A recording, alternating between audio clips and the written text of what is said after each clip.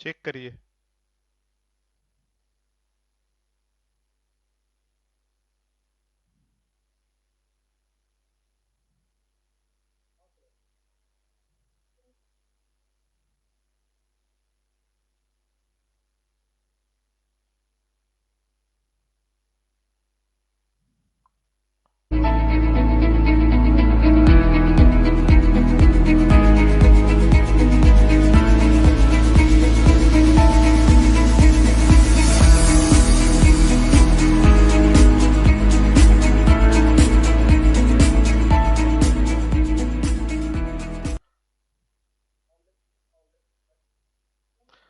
संध्या के 7 बज चुके और फिर हम उपस्थित हैं, हाजिर हैं आपके सामने। हर रोज की तरह आज जो विषय है बहुत महत्वपूर्ण है। पूरे देश में चर्चा का माहौल बना हुआ है राजनीति का, क्योंकि जहां से जिस प्रदेश से राजनीति देश की गाइड होती है, निर्धारित होती है, उस देश में होने वाला है चुनाव, आपको पता है। और इसी दृष्टिकोण से ये जो कार्यक्रम है ये बहुत महत्वपूर्ण है।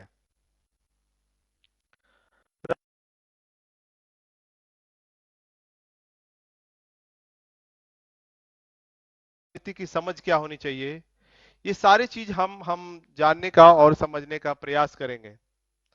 आपको पता है आज जो हमारे साथ जुड़ेंगे, इंजीनियर उमेश रजक हमारे साथ जुड़ेंगे स्टूडियो में, और हम उनसे बात करेंगे, वार्तालाप करेंगे इस संदर्भ में, और बहुत कुछ हम जानने का प्रयास करेंगे। विषय आपको पता है, संवैधानिक अधिकारों की प्राप्ति के लिए राष्ट्र राजनीति व पार्टी का होना जरूरी, ये विषय है। स्क्रीन पर हम लाएंगे, लेकिन उससे पहले जो हमने जो कार्यक्रम जो शुरू किया है एक आप लोगों से विचार लेने का, उस संदर्भ में हम फिर एक बार आपसे अपील करते हैं। पता है आपको विचारों का आदान प्रदान होना चाहिए, इसी दृष्टिकोण से हमने यह कार्यक्रम लेकर आया है। आप जरूर कमेंट बॉक्स में आप लिखेंगे, कल के सवाल जो हमने रखे थे उसके जवाब आए हैं, हमने दर्शकों से लिया और हम उसको आपको दिखाएंगे, फिर हम परिचर्चा को प्रारंभ करेंगे। कल का सवाल था,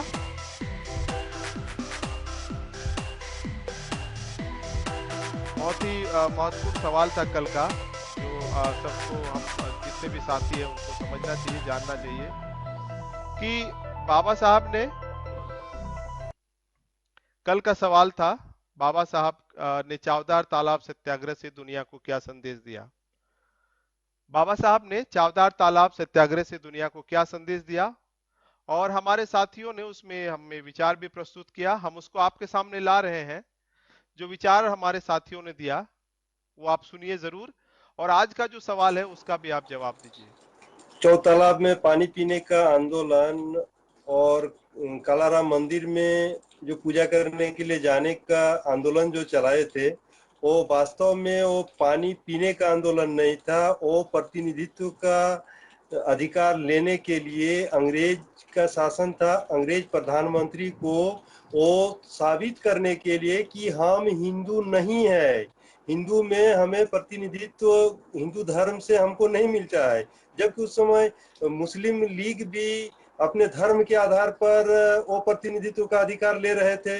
तो बाबा साहब ने चौतालाब का आंदोलन और कलाराम मंदिर का आंदोलन से ये साबित करना चाहते थे कि हम हिंदू नहीं है, हिंदू धर्म में हमको अलग से कैसे रखता है, जैसे कि छुआछूत अछूत, माने किसी प्रकार का हिंदू धर्म से हमको अधिकार नहीं मिलता है और वो हमसे, हम उससे अछूते हैं, अलग है। इसको साबित करने के लिए बाबा साहब ने चौतालाब का पानी पीने का आंदोलन और कालाराम मंदिर जाने का आंदोलन को कर रहे थे। उसका उद्देश्य था प्रतिनिधित्व का अधिकार हमको कैसे मिले, और वो अंग्रेज प्रधानमंत्री को साबित भी किया, और उसके माध्यम से आरक्षण का लाभ गोलमेज सम्मेलन से प्रतिनिधित्व का अधिकार लेकर आए बाबा साहब। और 1923 ईस्वी में ही चावदार तालाब से पानी पीने के लिए सभी के लिए खोल दिया गया था, मुंबई म्युनिसिपल कॉरपोरेशन के द्वारा, मुंबई म्युनिसिपल काउंसिल के द्वारा। लेकिन इसके बावजूद भी हमारे जो अछूत भाई थे, हमारे जो मूल निवासी समाज के अछूत भाई, जिनको अछूत कहा जाता था उस समय, ब्राह्मणवादियों के द्वारा, वो लोग अपने मानसिक गुलामी और डर के कारण चावदार तालाब से पानी नहीं पीते थे।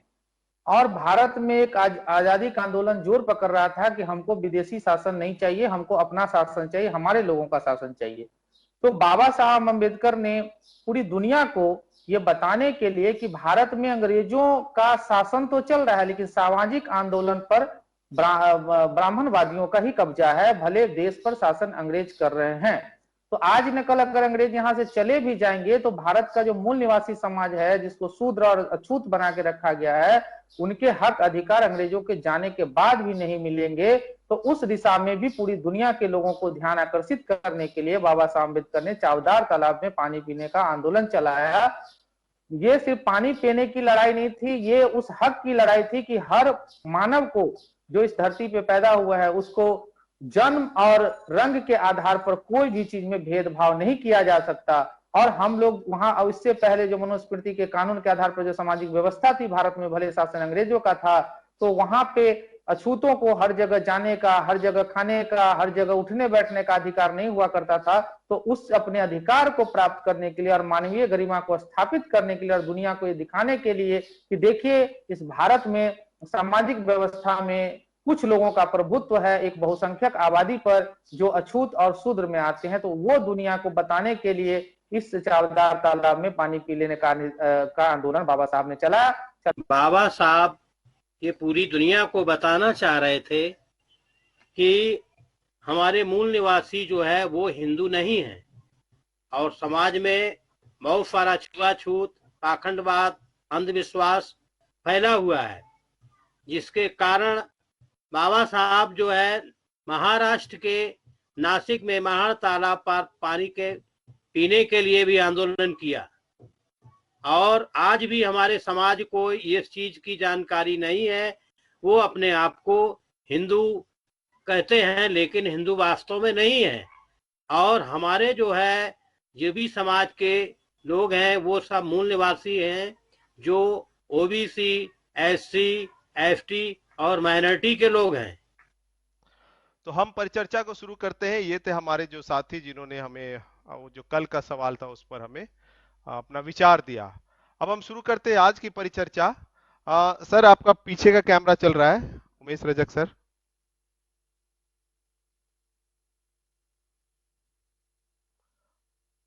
हम अभी आपके सामने ला रहे हैं।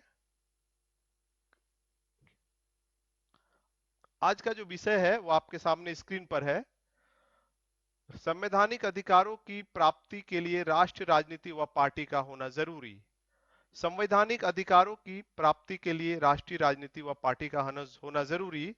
इसमें हमारे साथ जुड़ेंगे मूल निवासी इंजीनियर उमेश रजक, राष्ट्रीय संगठन सचिव India Bharat, People's Party of India Democratic से। हेलो सर, आपका माइक ऑफ है और आपका वीडियो ऑफ है, उसको ऑन करिए।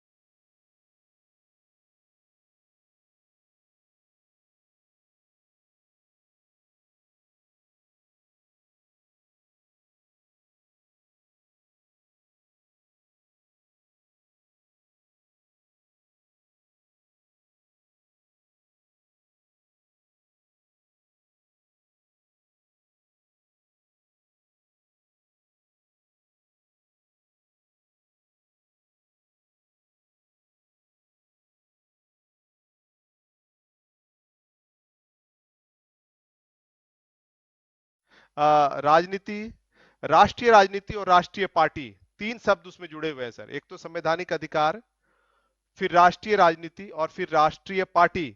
जी, तो आप हमें बताएं इन तीनों को जो विषय लगाया गया उस संदर्भ में आप हमें बात बताएं सर। जी सर।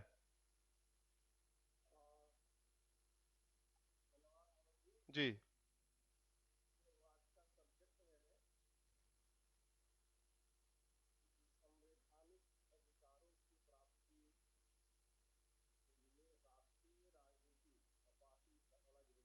जी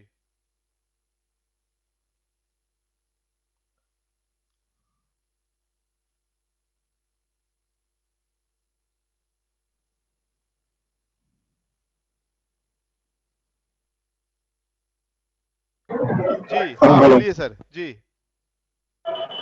इसमें जो चर्चा के विषय है संवैधानिक अधिकार और उसे प्राप्त करने के लिए राष्ट्रीय राजनीति और पार्टी।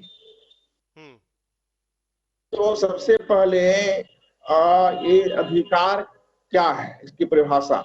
जी तो अधिकार की परिभाषा ये है कि व्यक्ति के सर्वांगीण विकास हेतु उपलब्ध बाह्य परिस्थितियां व सुविधाएं ही अधिकार है, जी जिसकी मांग व्यक्ति के द्वारा, अनुमोदन समाज का और लागू राष्ट्र द्वारा की जाती है। व्यक्ति के अधिकार, अब हमने ये जाना है कि राष्ट्रपिता ज्योतिराव फुले हम्म जो किताब पढ़े थे, थॉमस पेन का लिखा हुआ राइट ऑफ ए मैन, एक आदमी होने का अधिकार क्या है। तो जब आदमी धरती पर आता है तो वो समाज को कुछ देता है और उसके एवज में अधिकार की वो कामना करता है, अधिकार उसको मिलता है। जी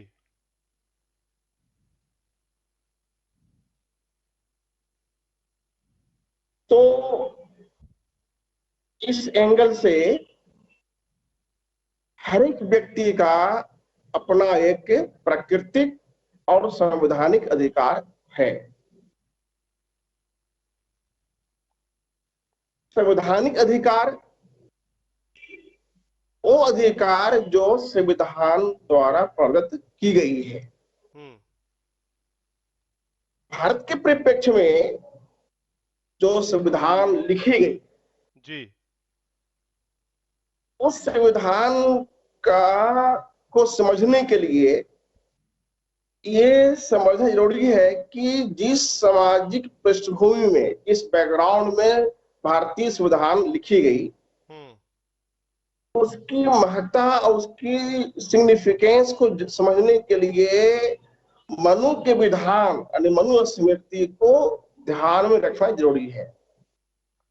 यानी मनुस्मृति जो पूर्व का एक विधान है, जो पूरे भारतीय जनमानस पर छाया हुआ था, जी जो बिल्कुल गैर बराबरी के आधार पर था, जिसमें एक वर्ग जो कम संख्या में है उससे विशेषाधिकार था और इस देश में बहुसंख्यक जो वर्ग है, जो व्यक्ति है, उसको अधिकार नहीं था, उनका कर्तव्य था।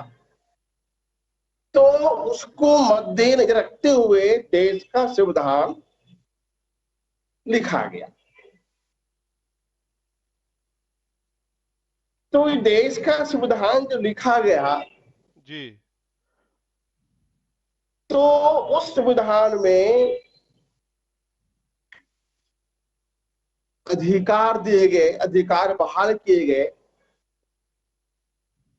लेकिन संविधान में अधिकार बहाल करने के बावजूद, होने के बावजूद जी लोगों तक, यानी देश के बहुसंख्यक लोगों तक वो अधिकार नहीं मिल रहा, अधिकार नहीं पहुंच रहा। इसलिए विषय डिजाइन किया गया कि संवैधानिक अधिकारों की प्राप्ति जी एक ऐसा वर्ग है जो जिसे संविधान में मिलने के बावजूद भी वो प्रैक्टिकली समाज जीवन में उसे नहीं मिल रहा है, और एक ऐसा वर्ग है जो नहीं दे रहा है और उन अधिकारों को अपने अपने तरफ मोड़ रहा है। तो जिन वर्गों को संवैधानिक अधिकार प्राप्त नहीं हुए हैं, उन्हें प्राप्त करने के लिए इस देश में राष्ट्रीय राजनीति और राष्ट्रीय पार्टी का होना बहुत जरूरी है। उनका जिनको अधिकार हासिल नहीं हुए हैं। आप देखेंगे कि देश में जो संविधान है, संविधान में अधिकार है। संविधान क्या है? तो संविधान एक फंडामेंटल लॉ है, मूलभूत कानून है और सर्वोच्च कानून है। और उस मूलभूत और सर्वोच्च कानून से छोटे मोटे कानून बना करके और जो है लोगों तक पहुंचाई जाती है जी। तो संविधान में अधिकार है, तो अधिकार लोगों तक पहुंचे, इसके लिए संविधान में व्यवस्था की गई है और उनमें संस्थाएं बनाई गई है। उन संस्थाओं के माध्यम से संविधान में अंतर्निहित जो अधिकार है वो लोगों तक पहुंचती है।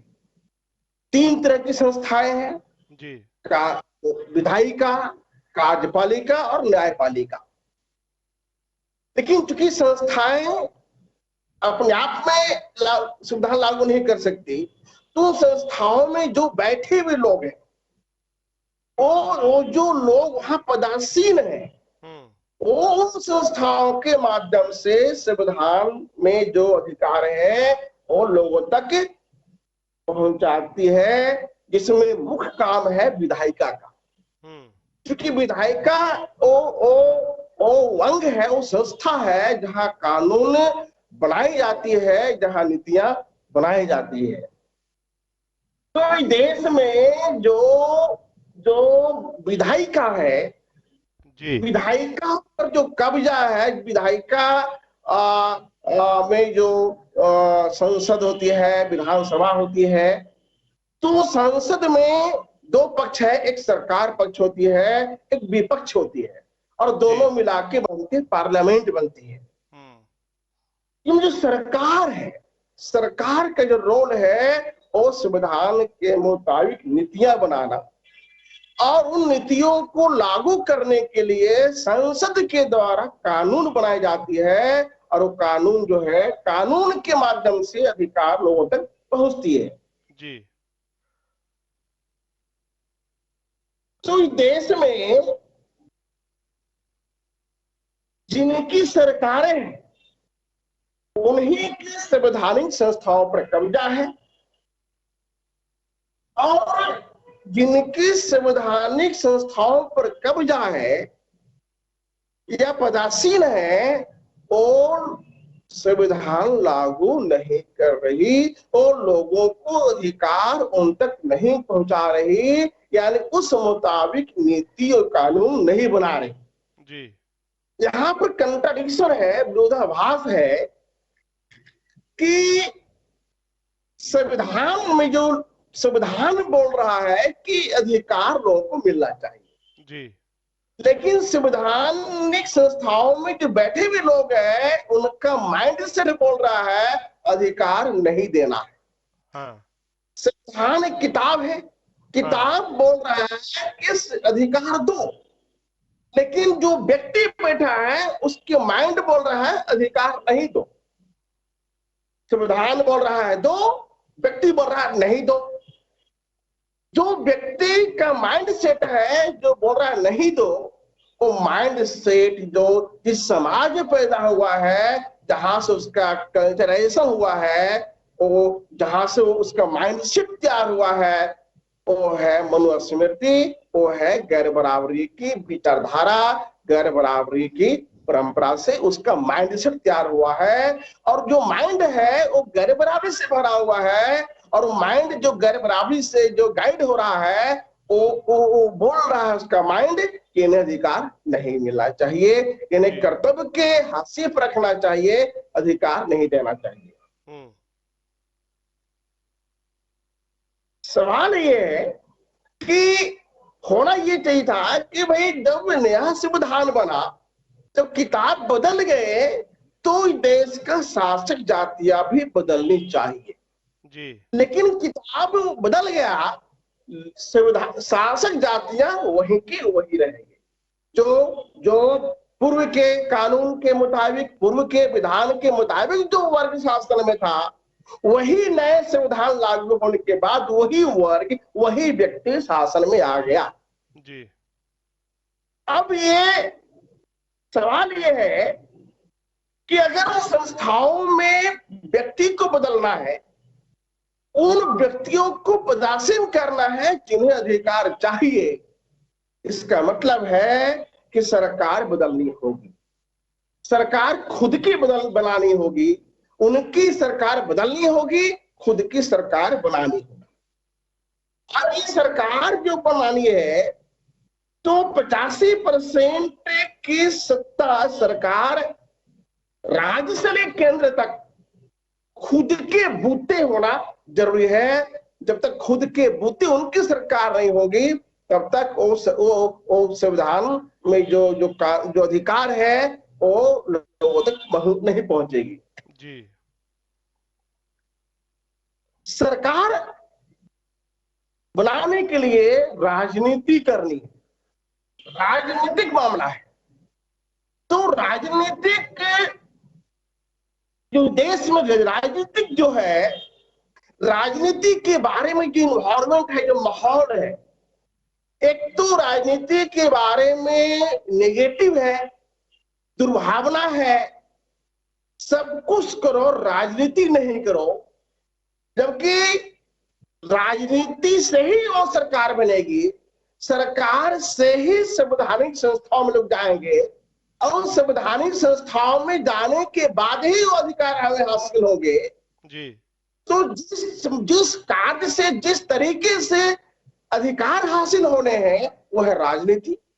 और राजनीति के बारे में इतना नेगेटिव, इतना ओपोजिट भावना भर दी गई है कि देश के कवि, लेखक, साहित्यकार, फिल्में, सीरियल, तमाम जो चीजें हैं, और वो सभी चीजें राजनीति के विरोध में है, उसके कंफ्यूजन क्रिएट किया है।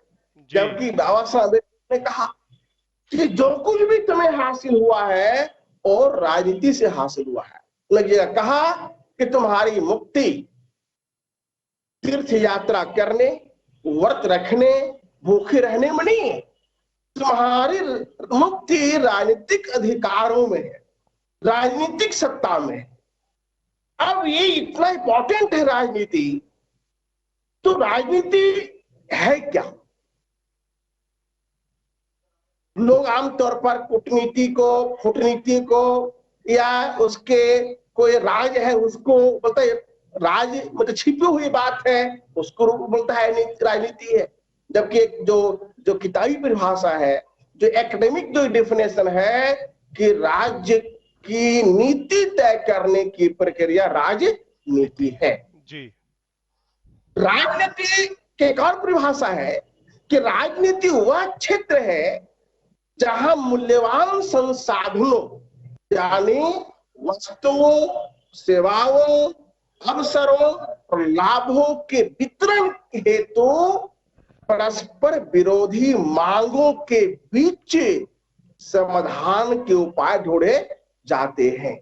यानी जो मूल्यवान जो वस्तुएं है, जो मूल्यवान संसाधन है, वस्तुएं हैं, जैसे वाले कार है, मोबाइल आया, या कोई अच्छी चीजें आई, तो जो भी वस्तुएं आती है उस देश के हर नागरिक के पास पहुंचना चाहिए।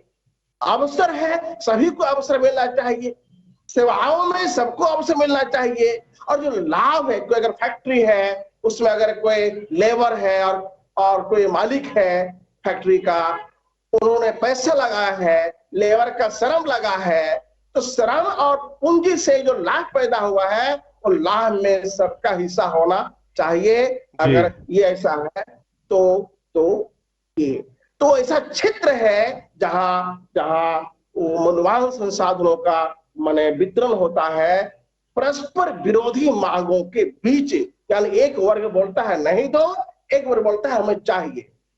तो इस ढंग से राजनीति जो है इंपॉर्टेंट चीज है, बगैर राजनीति के मूल्यवान संसाधनों का वितरण है हमारे हित में होने वाला नहीं है। राजनीति के लिए पार्टी चाहिए, पॉलिटिक्स करने के लिए पॉलिटिकल पार्टी चाहिए। बगैर पॉलिटिकल पार्टी के हम पॉलिटिक्स नहीं कर सकते हैं, और बगैर पॉलिटिक्स के हम सरकार नहीं बना सकते हैं, और बगैर सरकार के संवैधानिक संस्थाओं में नहीं जा सकते, और बगैर संवैधानिक संस्थाओं में गए संविधान में जो अधिकार है वो हम तक नहीं पहुंच सकता है। सवाल है क्या जिन वर्गों को संवैधानिक अधिकार प्राप्त करना है क्या उनकी अपनी पार्टी नहीं है? है, हजारों लाख सैकड़ों पार्टियां हैं इस देश के बैकवर्ड क्लास का, मूल निवासियों का, लेकिन तमाम पार्टियां और क्षेत्रीय है, रीजनल है, गली मोहल्ले की है, जिला लेवल का है, और बौद्धिक लेवल पर उन्हीं पर डिपेंड है जो हमें अधिकार देना नहीं चाहते। नॉट ओनली बौद्धिक लेवल, इंटेलेक्चुअल बेसिस, अभी तो आर्थिक लेवल पर भी उन्हीं पर डिपेंड है। यानी खुद अपने पार्टी चलाने के लिए बुद्धि भी उन्हीं से लेना है, पैसा भी उन्हीं से लेना है। जब पैसा उनका होगा, बुद्धि इनकी होगी, तो वो पार्टी जो नीति बनाएगी या जो नीति बन रही होगी उसमें हमारे पक्ष में एडवोकेसी नहीं कर पाएगी। तो आज की जो हमारी पार्टियां हैं वो क्षेत्रीय है। सवाल है कि क्या ये क्षेत्रीय पार्टियां राष्ट्रीय पार्टी बन सकती है? अगर ये क्षेत्रीय पार्टियां राष्ट्रीय पार्टी बन गई होती या बनने की संभावना होती तो हम उम्मीद कर सकते हैं कि आज नहीं तो कल ये अधिकार हमें मिल पाएंगे। लेकिन जो हम अवलोकन करते हैं कि 20 साल 25 साल से जो पार्टियां हमारे समाज में रन कर रही है वो क्षेत्रीय के क्षेत्रीय बनी हुई है और क्षेत्रीय से भी डाउन हो रही है। और इसका कारण, इसके परिणाम ये होता है कि जिस समाज का पार्टी क्षेत्रीय होती है वो दुश्मनों के राष्ट्रीय पार्टी के सामने शरणागत होते हैं, सरेंडर होते हैं। और जो पार्लियामेंट में जो नीति बनती है तो नीति राष्ट्रीय पार्टी तय करती है, तो नीति दुश्मनों का होता है, गति इनका होता है और दुर्गति समाज की होती है। जी आखिर हमारे समाज की पार्टियां क्षेत्रीय क्यों है? तो इसकी एक कॉमन ये चीज है कि जो पार्टी व्यक्तिवादी होगा वो पार्टी जातिवादी होगा, जो पार्टी जातिवादी होगा वो पार्टी क्षेत्रीय होगा, जो पार्टी क्षेत्रीय होगा वो राष्ट्रीय पार्टी या राष्ट्रीय राजनीति में अपने दखलंदाजी, अपनी भूमिका अदा नहीं कर पाएगी। जी तो ये पार्टियां क्यों व्यक्तिवादी है, क्यों जातिवादी है? कास्ट जो है, ये कास्ट का बहुत रोल है हमारे समाज के पार्टी को क्षेत्रीय बनने में। क्योंकि कोई भी पार्टी का जब कोई एक व्यक्ति चलाता है, उसका अध्यक्ष होता है, तो व्यक्ति के कास्ट भी होती है। जो व्यक्ति जब अकेले में आइसोलेशन में सोचता है कि अगर मैं पॉलिटिक्स करूंगा तो कौन मुझे साथ देगा, कौन हमें सपोर्ट करेगा, कहां से फाइनेंस आएगा, कहां से वोट आएगा, जब वो देखता है तो अपने कास्ट की ओर देखता है, क्योंकि वो दूसरे कास्ट के प्रति उनका जो लगाव है, जो कनेक्टिविटी है, जो इमोशन काट दी गई है कास्ट सिस्टम के चलते। तो वो व्यक्ति अपने जाति के दायरे में जब सोचता है तो अपने जाति की जो संख्या का आकलन करता है तो देश के अन्य जातियों की तुलना में उनकी जाति की संख्या कम होती है। जब संख्या कम दिखती है तो उनको उनको ताकत भी कम दिखती है। जब ताकत कम दिखती है तो लगता है कि कम ताकत पर कम ही हम अचीव हासिल कर सकते हैं। जो भी कर छोटा लक्ष्य बन जाता है, जब छोटा लक्ष्य बन जाता है ये अपराध हो जाता है। बाबा साहब ने कहा कि low ambition is crime but not the failure. जो कास्ट है ये हमारे समाज के राजनेताओं का जो लक्ष्य है वो छोटा कर देता है। वो छोटी उपलब्धि में वो संतोष कर लेता है। सवाल ये है कि अगर ये पार्टियां राष्ट्रीय नहीं बन पाई तो राष्ट्रीय पार्टी, राष्ट्रीय राजनीति होना बहुत जरूरी है। तो राष्ट्रीय राजनीति करने के लिए, राष्ट्रीय पार्टी होने के लिए जो पूर्व शर्त है कि वही पार्टी राष्ट्रीय राजनीति में इन्वॉल्व होगी, राष्ट्रीय पार्टी का स्वरूप ग्रहण करेगी। जो पार्टी वर्गीय होगी, क्लास बेस्ड होगा, वर्ग आधारित होगा, कास्ट के आधार पर नहीं, क्लास बेस्ड होगा। यानी तमाम ऑप्रेस और एक्सप्लॉइटेड जो कास्ट है, जो ग्रुप है, उनका एक क्लास बनेगा। तब उनकी ताकत बढ़ेगी, संख्या बढ़ेगी, ताकत बढ़ेगी, ताकत बढ़ेगी, लक्ष्य बढ़ेगा। लक्ष्य बड़ा होगा तो वो राष्ट्रीय पॉलिटिक्स की ओर अग्रसर होगा। तो पहले जो पूर्व शर्त है तो पार्टी जो है क्लास बेस्ड होना चाहिए, वर्ग आधारित होना चाहिए। दूसरा उसकी पूर्व शर्त है कि वो पार्टी जो है डेमोक्रेटिक होना चाहिए, लोकतांत्रिक फंक्शन उसके पास होना चाहिए। क्योंकि जो पार्टी ऑटोक्रेटिक होगा, जो व्यक्तिवादी होगा, वो जातिवादी होगा। जो पार्टी लोकतांत्रिक होगा वही वर्गीय होगा। क्योंकि लोकतांत्रिक होने से ये होता है कि हर 2 साल में या हर एक पीरियड में जब उसकी कार्यकारिणी बदलती है, उसके बदलते हैं अध्यक्ष, तो एक समय में अगर एक जाति का अगर बना अध्यक्ष, मान ली सपोज दैट, तो उस जाति के लोग उससे जुड़ गया। सेकेंड टाइम में दूसरा कोई व्यक्ति बना, वो जाति के लोग से जुड़ेगा। इस तरह से पारा पारी से तमाम जाति के लोग जो है क्लास में कन्वर्ट हो जाएंगे। तब जो है मतलब ये पार्टी जब वो लक्ष्य बड़ा होगा, इसलिए पार्टी को डेमोक्रेटिक होना बहुत जरूरी है। तीसरा है कि वो पार्टी जो है बौद्धिक तौर पर इंटेलेक्चुअली इंडिपेंडेंट होना चाहिए, सेल्फ निर्भर होना चाहिए, बौद्धिक लेवल पर स्वयं आत्मनिर्भर होना चाहिए। आप देखेंगे कि बाबा साहब अम्बेडकर एक सिंबल है, जिसे कहा गया सिंबल ऑफ नॉलेज। यानी डॉक्टर अम्बेडकर की तमाम जो राजनीति है वो बौद्धिकता के लेवल पर बहुत ही आत्मनिर्भर था, बहुत ही प्रबल और बहुत सक्षम उनका रहा। इसलिए हमें उस जमाने में पॉलिटिकल वे के माध्यम से हमें अधिकार दिला पाए। चौथा है कि इकोनॉमिक लेवल पर पार्टी चलाने के लिए पैसा जो है, अर्थ जो है, उसी समाज का आना चाहिए जिस समाज की पार्टी है। अगर दुश्मन से पैसा लेंगे तो कहा गया है कि जो सहारा देगा वो इशारा भी करेगा। इशारा नहीं मानना है, अपने समाज का अगर इशारा मानना है तो सहारा भी अपने समाज का ही लेना होगा। और उस समाज को भी दायित्व बनता है कि वैसी पार्टी हमें चाहिए जो हमारे सहारे पर चले। तो पार्टी को भी सहारा देना बहुत जरूरी है।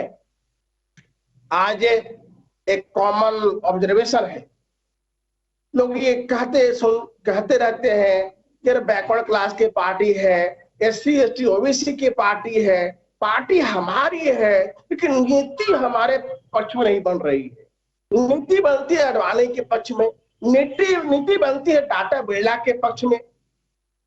सवाल ये है, ये पार्टी हमारी है तो नीति हमारे पक्ष में क्यों नहीं है? इसका उत्तर ये है कि जो पार्टी हमारी है वो बायोलॉजिकल हमारा है, लेकिन आइडियोलॉजिकल और इकोनॉमिकली हमारे साइड का नहीं है। यानी फिजिकली हम उनके साथ रहे हैं, फिजिकली हमारे पार्टी हो सकती है, लेकिन बौद्धिक लेवल पर और विशेष तौर पर आर्थिक लेवल पर वो पार्टी उन पर डिपेंड है जो देश जो हमें अधिकार देना नहीं चाहते हैं। और पांचवा यह है कि को भी वही पार्टी राष्ट्रीय बन सकती है, वही वर्ग राष्ट्रीय पॉलिटिक्स कर सकती है जिसके पीछे नॉन पॉलिटिकल इंटेलेक्चुअल ऑर्गेनाइजेशन होगा। क्योंकि कास्ट को क्लास में बदलने के लिए ये दो प्रक्रिया है, एक प्रक्रिया नॉन पॉलिटिकल फ्रंट है, एक पॉलिटिकल है। ये दोनों साथ साथ चलेगा। यानी क्लास कास्ट को क्लास में कन्वर्ट करना अगर है तो पॉलिटिकल भी वे चाहिए और नॉन पॉलिटिकल भी वे चाहिए। ये दोनों तरीके से हम कास्ट को क्लास में बदल सकते हैं। इसलिए इस देश में हम ये मानते हैं कि जो एग्जिस्टिंग जो हमारे समाज की पार्टियां हैं उसमें ये तमाम क्राइटेरिया उनके पास नहीं है। ना क्लास की पॉलिटिक्स कर रहे हैं, ना डेमोक्रेटिक सिस्टम अपना रहे हैं, ना बौद्धिक तौर पर स्वतंत्र है, ना इकोनॉमिकली स्वतंत्र है, और न उनके पीछे कोई संगठन है जो उनको बैकिंग कर सके। इसलिए आज के तारीख में अगर अगर अगर जिन समाज को, जिन वर्गों को अधिकार चाहिए, उनकी अगर राष्ट्रीय पॉलिटिक्स करनी है, राष्ट्रीय पार्टी अगर बनानी है, तो तीसरा को विकल्प नया को खड़ा करना होगा। और इस देश में वही खड़ा करेगा विकल्प जिसके पीछे नॉन पॉलिटिकल संगठन काम कर रही है। इस तरीके से इस बैकग्राउंड में ये अध्ययन किया गया और पाया गया कि देश में जो नॉन पॉलिटिकल ऑर्गेनाइजेशन है वो बामसेफ है, और बामसेफ इस देश में जो जो जो लोगों के अंदर उनके राइट्स को, संविधान में जो राइट्स है लोगों तक पहुंचे, इसके लिए समाज में जागरूकता अभियान चलाते रही है। और उसी कड़ी में बामसेफ ये मानती है जब तक कि देश की सत्ता ये देश के उन वर्गों का हाथ में नहीं आएगा जिन्हें अधिकार हासिल नहीं हुआ है, तब तक वो अधिकार हासिल नहीं होंगे। तो बामसेफ के माध्यम से जो एक नई पार्टी लॉन्च हुई है, People's Party of India Democratic, मेरा मानना है कि इसके पीछे नॉन पॉलिटिकल राष्ट्रीय संगठन है। ये पार्टी आज न कल राष्ट्रीय ग्रहण करेगी, लेकिन इस पार्टी को चलाने के लिए जो सबसे बड़ी चुनौती आ रही है वो चुनौती है कि जिसकी पार्टी है उसी का साधन होना चाहिए। इसलिए इस पार्टी में एक क्राइटेरिया रखा गया है कि पार्टी को कौन चलाएगा, पार्टी को पहले कौन चलाएगा। तो पार्टी को पहले चलाएंगे कार्यकर्ता चलाएंगे, कार्यकारिणी के लोग चलाएंगे, बाद में समाज चलाएगा। तो इसलिए पार्टी के अंदर एक सक्रिय दस्ता का, एक्टिव मेंबरशिप का एक कंसेप्ट रखा गया है। किस पार्टी को चलाने के लिए, पार्टी के मेंबरशिप होने के लिए, कार्यकारिणी में होने के लिए, और पार्टी के पास एक सामान्य आर्थिक बैलेंस होने के लिए सक्रिय मेंबरशिप होना जरूरी है। और उसके लिए ये रखा गया कि आप 1000 रुपया साल में एज डोनेशन देना है, और 1000 रुपया जो है 100 लोगों का मेंबरशिप बना करके 10 रुपये वाली उससे 1000 रुपया लेना है, और 100 रुपया का मेंबरशिप आपको मिलेगा। कुल मिला के साल में 81 रुपया पार्टी में देना है, ताकि पार्टी का न्यूनतम और समान गतिविधि है वो चलता रहे। इसलिए आज की तारीख में जो समाज है, समाज को लगता है कि ऐसी पार्टी आई है जो हमसे पैसा मांग रही है, बाकी पार्टी को पैसा हमें देती है, ये पैसा हमसे मांगती है। अरे भाई, बाकी पार्टी पैसा आपसे मांगती है लेकिन वो लेती कितना है, पूरा अधिकार आपको लेती है। ये पार्टी आपसे थोड़ी लेगी, लेकिन बहुत कुछ देगी, अधिकार आपको देगी, कुबेर का ढेर आपको देगी। तो इसलिए जो जहां इन्वेस्टमेंट है वही रिटर्न है, नो इन्वेस्टमेंट नो रिटर्न।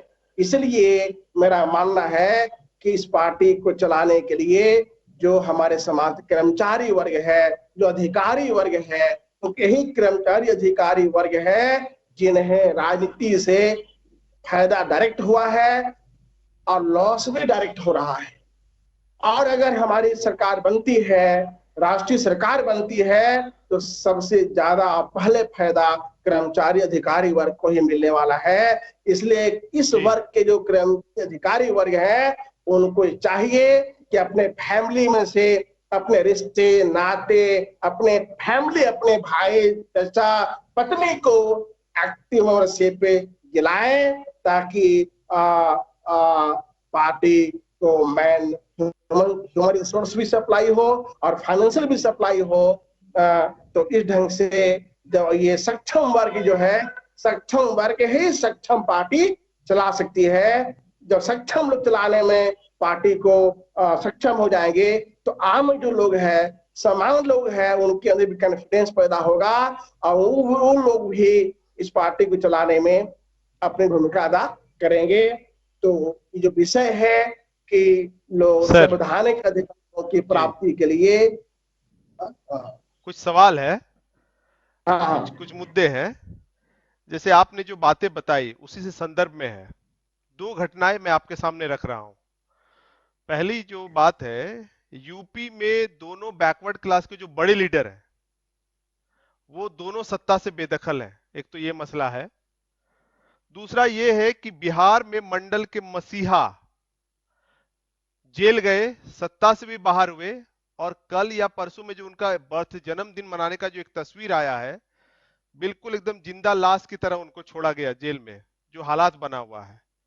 तीसरी जो बात है सर, झारखंड में जो हमारी सरकार, जो हम कह रहे हैं कि मूल निवासियों की सरकार, अगर हम मान भी लेते हैं, तो उनके जो सचिव हैं वो बिल्कुल ही चौबे द्विवेदी त्रिवेदी वो अपने मतलब पोस्ट में उसको लगा रहे हैं।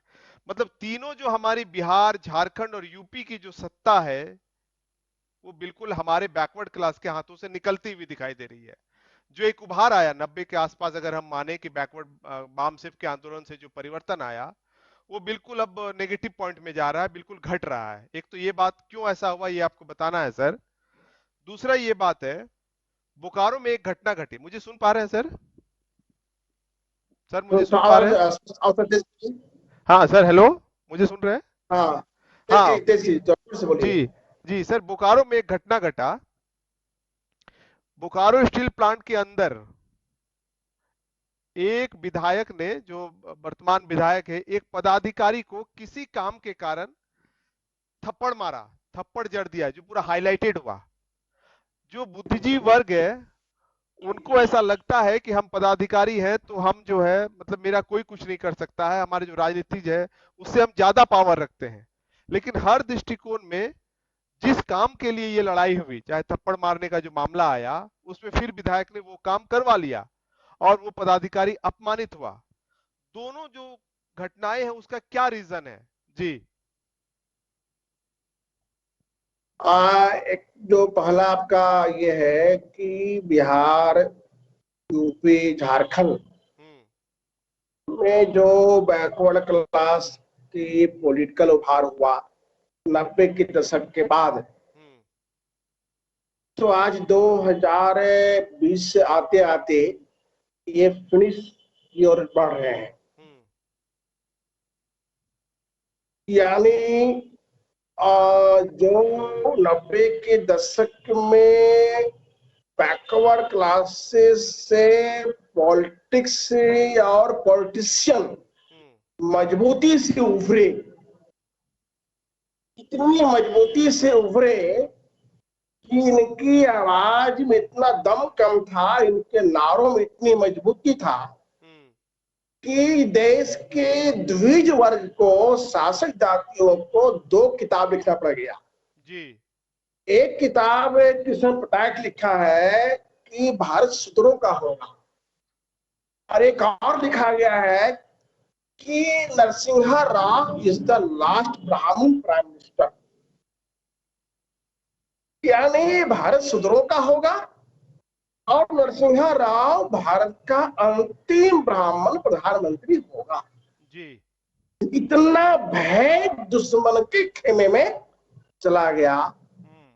लेकिन वो किताब हालांकि वो अपने वर्ग को जताने के लिए लिखा, लेकिन उसका जो संदेश है हमारे समाज को जिस अंदाज में लेना था वो नहीं लिया। एक और किताब लिखी गई बिहार के ईश्वरी प्रसाद हैं, जो जेएनयू में प्रोफेसर रहे हैं, ईश्वरी प्रसाद जी। शूद्र राजनीति का भविष्य, शूद्र राजनीति का भविष्य। उसे लिखा है कि 90 के दशक में शूद्रों की यानी बैकवर्ड क्लास की जो राजनीति का उभार हुआ है, इसके भविष्य कैसा है। तो उन्होंने पहले ही ये डिसाइड कर लिया था कि इनका भविष्य खराब है, अंधकारमय है, क्योंकि इनके पास आइडियोलॉजी नहीं है, इनके पास क्लियर कट ऑब्जेक्टिव नहीं है, प्रिंसिपल नहीं है, और इनके साथ बौद्धिक वर्ग नहीं है इस समाज का। उन्होंने फोरकास्ट किया था कि जिस समाज की अपनी आइडियोलॉजी नहीं होगी, ऐतिहासिक समझ नहीं होगी, दोस्त कौन है दुश्मन कौन है इसकी गहराई से पहचान नहीं होगी, और जो वर्गीय पॉलिटिक्स ना करके धीरे धीरे वो कास्ट पॉलिटिक्स की ओर अगर जाएगा, तो इस ऐसी राजनीति और ऐसी राजनीतिक उपलब्धि बहुत टिकने वाली नहीं है। इस आधार पर आप देखेंगे कि बिहार, यूपी और झारखंड में जो भी हमारे पॉलिटिशियन पैदा हुए वो मतलब राजनीति को ही नहीं समझ पाए, वो दुश्मन के द्वारा गाइड होते गए, परिणाम हुआ कि आज वो अवनति की ओर जा रहे हैं। आपने बोकारो में जो एग्जाम्पल दिया, कोई अधिकारी को किसी ने मारा, तो इसमें सवाल था, नहीं समझे, फिर से बोली तो। इसमें जो है सर, विधायक ने मारा एक पदाधिकारी को। हाँ, उसको ये लग रहा था, हमारे जो ऑफिसर है उनको ये लगता है कि हम मतलब राजनीति अछूते हैं, राजनीति से ऊपर हैं, हमारा पेन का पावर है वो पॉलिटिक्स से ज्यादा इंपॉर्टेंट है, ऐसा महसूस हुआ। लेकिन उस पदाधिकारी ने उनको मारा और फिर अपना काम भी करवाया। जी। मतलब एक पॉलिटिकल आदमी एक अधिकारी को मारता है जी। और वो अधिकारी कुछ नहीं कर पाता, ऐसा क्या? जी, ऐसा ही। हाँ। अभी बिहार में भी ऐसे बहुत सारे अधिकारी हैं, वो फोन आता है मेरे पास कि भाई हमें शोषण किया गया, दमन किया गया, हमें रॉन्ग जगह ट्रांसफर कर दिया गया, हमें इंसल्ट किया गया, तो ये पीपीआईडी के लोग हैं, मुल्ला सिंह के लोग साथ क्यों देते, सपोर्ट क्यों नहीं करते। तो मैंने कहा कि भाई जिन कर्मचारी और अधिकारी वर्ग की पैदाइश इस रूप में किया गया हमारे पुरखों के आंदोलन से कि समाज के मजबूत वर्ग होंगे, ये समाज के क्रीम वर्ग होंगे, स्ट्रॉन्ग वर्ग होंगे, और ये मजबूत वर्ग जो है कमजोर समाज को, उस कमजोर को मजबूती प्रदान करेंगे। लेकिन जो मजबूत वर्ग है आज ये मजबूर साबित हो रहा है और खुद जो है शिकार हो रहा है जुल्म सितम का उनके द्वारा। इसका एक ही मतलब है कि हमारे अधिकारी कर्मचारियों ने हमारे पुरखों के दिया हुआ जो कमांड है, जो निर्देश है, उनके आदेश का पालन नहीं किया। इन्होंने रिजर्वेशन का फायदा लिया लेकिन मिशन का उपयोग नहीं किया, यानी रिजर्वेशन का उपयोग लिया लेकिन उनके मिशन पर काम नहीं किया। हमारे पुरखों का स्पष्ट कमांड था, शिक्षित हो, संगठित हो, संघर्ष करो। ये लोग शिक्षित हुए लेकिन संगठित नहीं हुए, ना को संगठित करने का अभियान चलाए। इनको लगा कि मैं ऑफिसर बन गया हूं तो हम जुल्म सितम से बाहर आ गया। अरे भाई, देश में कास्ट ही कष्ट है, आज भी हमारे अधिकारियों के प्रति उनका देखने का नजरिया जातिगत है। इसलिए ऑफिस में आप भले ही रहो अधिकारी, लेकिन समाज में आप वही हो जाते हो। इसलिए अगर हमारे अधिकारी कर्मचारियों को जुल्म सितम से अगर बाहर निकलना है तो उनको मिशन भी चलाना होगा। और एक अधिकारी एक सरकार के लड़ाई है, तो एक सरकार और एक व्यक्ति नहीं लड़ सकता सिवाय संगठन के। ठीक है जी जी, बहुत बहुत धन्यवाद। हमारा समय भी सर हो रहा है। अंतिम जो संदेश है अभी देश में जो पॉलिटिक्स है सर, यूपी का पॉलिटिक्स ले या जो भी पॉलिटिक्स ले, उस राजनीति को ध्यान में रखते हुए हमें क्या मैसेज दर्शकों को देना चाहिए? जी, क्या अभी जो पूरी देश में जो राजनीति चल रही है सर, मीडिया फिर जो है उसी धारा में बह रहा है। अभी हमारे लोगों को क्या आप मैसेज देना चाहेंगे अभी के राजनीति के दौर में? जी, और अभी के राजनीति में हमारे लिए एक गोल्डन अवसर भी है, क्योंकि जब तक शोषण डायरेक्ट नहीं होता और दुश्मन खुले तौर पर नहीं आता सामने, तब तक लड़ाई आमने सामने नहीं होती है। 90 के पहले लड़ाई आमने सामने थी, बाबा साहब के भी युग में लड़ाई आमने सामने थी, लेकिन मंडल और बहुजन मूवमेंट की लड़ाई इनडायरेक्ट हो गई थी। अब फिर से लड़ाई डायरेक्ट हो गई है। इसलिए ये डायरेक्ट लड़ाई हमारे हित में है, बशर्ते कि हम अपने समाज को तैयार करें, और खासकर युवा वर्ग है उनको, उनके लिए एक सुनहला अवसर है, उनके लिए अवसर भी है और संकट भी है। अगर वो अवसर मिलते हैं, यानी देश में राजनीतिक को प्रभावित करते हैं और पीपीआईडी जैसे डेमोक्रेटिक ऑर्गेनाइजेशन से जुड़ जाते हैं और इसके जो विंग से जुड़ जाते हैं, तो मेरा मानना है कि देश की राजनीति जो है पक्ष में मोड़ सकते हैं। तो ये हमारे लिए कोई नेगेटिव नहीं है, पॉजिटिव हमारे लिए अवसर है। जी सर, एक चीज और ऐसे आप पहले भी एक चीज क्लियर कर चुके हैं, लेकिन उसमें हम थोड़ा विस्तार चाहते हैं कि बाबा साहब का आंदोलन का लक्ष्य जो है, बाबा साहब का जो टारगेट था, वो देश में अपने लोगों को शासक वर्ग बनाना था। लेकिन जो बुद्धिजीवी वर्ग है वो ये समझता है कि बाबा साहब ने रिजर्वेशन दिया, मतलब वो तो एक समझौता है, लेकिन हमारे लोगों को ऐसा लगता है कि मतलब बाबा साहब ने रिजर्वेशन दिया, पॉलिटिक्स मतलब उनका वो नहीं था, जबकि उनका पूरा मूवमेंट देखेंगे तो पॉलिटिक्स है। इसको जरा आप क्लियर कर दीजिए सर। जी, डॉक्टर बाबा साहब अम्बेडकर, आप देखेंगे कि उनकी जो लड़ाई है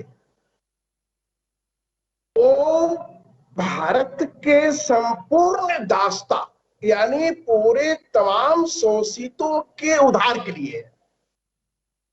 तो तमाम शोषितों के उद्धार के लिए उनको ये लगा कि इस देश में जिनके पास शक्ति है और वो शक्ति के सहारे हमारा शोषण कर रहे हैं, दमन कर रहे हैं और हमें हम अधिकार नहीं दे रहे हैं, तो उन्होंने, आप देखेंगे कि डॉक्टर अम्बेडकर जब अपनी आंदोलन शुरू करते हैं, तो आंदोलन शुरू करने से पहले वो आकलन करते हैं कि मेरे पहले जो आंदोलन चला वो आंदोलन क्या था। तो उनके पहले की जो आंदोलन था वो छोटे मोटे मांग था, छोटे मोटे प्रतिरोध थे। तो बाबा समझते हैं कि उस समय आ गया है कि छोटे मोटे मांगे और ये प्रतिरोध करने से हमारी लक्ष्य पूरा नहीं होगा। अब समय आ गया है कि देश में आमूल चूल परिवर्तन की लड़ाई लड़ी जाए। ये जो आमूल चूल परिवर्तन की लड़ाई है, ये व्यवस्था बदलाव की लड़ाई है, और व्यवस्था बदलाव की लड़ाई डेमोक्रेसी में पॉलिटिकल पावर से ही हासिल किया जा सकता है। और बाबा साहब अम्बेडकर ने कहा कि पावर तीन तरह का होता है, एक है मिलिट्री पावर, एक है इकोनॉमिक पावर, एक पॉलिटिकल पावर। हमारे पास मिलिट्री पावर अभी कोई डेमोक्रेसी में उसका कोई उपयोगिता नहीं है, सीमित है।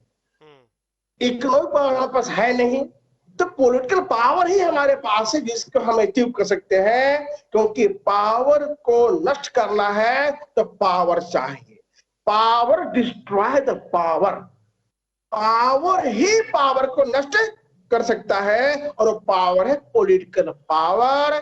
लेकिन वो पावर जो होगा वो किसी भी हालत में दुश्मन पर निर्भर नहीं रहना चाहिए, यानी वो शोषितों का अपनी खुद की पावर होना चाहिए। इसी बैकग्राउंड में बाबा साहब अम्बेडकर ने जो आंदोलन की शुरुआत की वो उनका था सेपरेट आइडेंटिटी का, अनटचेबल है। बाद में मूल निवासी के रूप में आए और उन्होंने अनटचेबल के आधार पर राउंड टेबल कॉन्फ्रेंस ये संविधान निर्माण के लिए था, संविधान की व्यवस्था के लिए था, यानी उसमें पॉलिटिकल राइट थे, पॉलिटिकल वे था, जिसमें डिमांड उनका क्लेम था separate electoral system. Separate electoral system ही उनकी मुख्य माने क्लेम था अंग्रेजों से, और वही मुक्ति का अधिकार हथियार था। अगर वो मिल गया होता तो देश में पॉलिटिकल क्रांति सत्ता हमारे हाथ में कब को आ गई होती। तो आप देखेंगे कि बाबा साहब अम्बेडकर जो है पॉलिटिकल तरीके से हमें अधिकार दिलाने की ही कोशिश किए। अगर पॉलिटिक्स नहीं किए होते तो हमें अधिकार हासिल नहीं होता।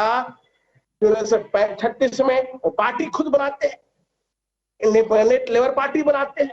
1942 में फिर पार्टी बनाते हैं, शुक्ला फेडरेशन बनाते हैं। फिर 1956 में वो आरपीआई का भूमिका रखते हैं। मतलब उनकी पूरी समझ ये था कि पॉलिटिकल पावर ही है जो हमें अधिकार दिला सकता है। उस पॉलिटिकल पावर के हासिल करने के लिए उन्होंने जब पूना पैक्ट जब ये लागू हो गया तो उसके बाद उसी के साथ में रिजर्वेशन कंसेप्ट आया, जिसमें पॉलिटिकल रिजर्वेशन मेरे काम का नहीं रहा, लेकिन जो आर्टिकल 16(4) के तहत जो हमें जो रिजर्वेशन मिला, ये सक्षम वर्ग बनाया गया। सक्षम वर्ग इसलिए बनाया गया कि ये वर्ग जो है ये देश में पॉलिटिकल क्रांति का, पॉलिटिकल रिवॉल्यूशन का ये बेस बनेगा। गंगानंद साहब लिखते हैं कि रिजर्वेशन जो है ये क्रांति का आधार है, क्रांति के लिए रिजर्वेशन है। ये कोई फैसिलिटी नहीं है कि खाया पिया और शादी किया और व्रत त्योहार किया और यात्रा किया और शादी की सालगिरह मनाया, यानी रिजर्वेशन टू रिवॉल्यूशन।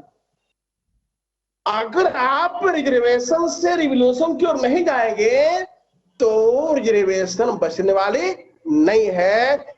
इसलिए बाबा साहब अम्बेडकर अपने जमाने में पॉलिटिकल तरीके से हमें संवैधानिक अधिकार हासिल किए हैं। जो भी संवैधानिक अधिकार हासिल हुए हैं हमें, वो पॉलिटिकल तरीके से हासिल हुए हैं और आगे भी वही तरीका से हासिल होगा। जी, बहुत बहुत धन्यवाद आपका। हमारे साथ जुड़े हुए थे engineer Umesh Rajak, People's Party of India Democratic राष्ट्रीय संगठन सचिव। बहुत सारी बातें हमने अभी समझा और जानने का कोशिश किया। दर्शकों से अपील है कि इस कार्यक्रम को आप अधिक से अधिक और शेयर करिए, बाद में भी शेयर करिए। यूट्यूब में भी आप इसको देख सकते हैं। अधिक से अधिक लोगों तक पहुंचाने का इसको प्रयास करिए। जो जिम्मेदारी हम निभा रहे हैं उसका कुछ हिस्सा आप भी उसमें शेयर कीजिए, और फिर हम कल एक नए विषय के साथ हम आपके साथ फिर उपस्थित होंगे। तब तक के लिए हम धन्यवाद अदा करते हैं इंजीनियर उमेश रजक सर का। और फिर जो आज का सवाल है वो बहुत महत्वपूर्ण है। जैसे हम हर दिन सवाल पूछते हैं, तो आज का जो सवाल है वो बहुत महत्वपूर्ण है। आज का सवाल है, आप जरूर इसमें हमें कमेंट करिए। जो आज के जो सब्जेक्ट था उसी से रिलेटेड है, आप भी लिखिए हमें। सवाल यहाँ पर है स्क्रीन पर कि पिछड़े वर्ग का मुख्यमंत्री क्यों नहीं कर पा रहा पिछड़े वर्ग का कल्याण। जो आज हमारा विषय था उसी से रिलेटेड है। आप भी अपनी जो है इच्छा और जो भी बातें वो इसमें लिखिए कमेंट बॉक्स में। पिछड़े वर्ग का मुख्यमंत्री क्यों नहीं कर पा रहा पिछड़े वर्ग का कल्याण। तो इजाजत दीजिए, फिर हम लोग कल मिलेंगे संध्या 7 बजे एक नए विषय के साथ और नए विद्वान साथियों के साथ। जय संविधान, जय भारत।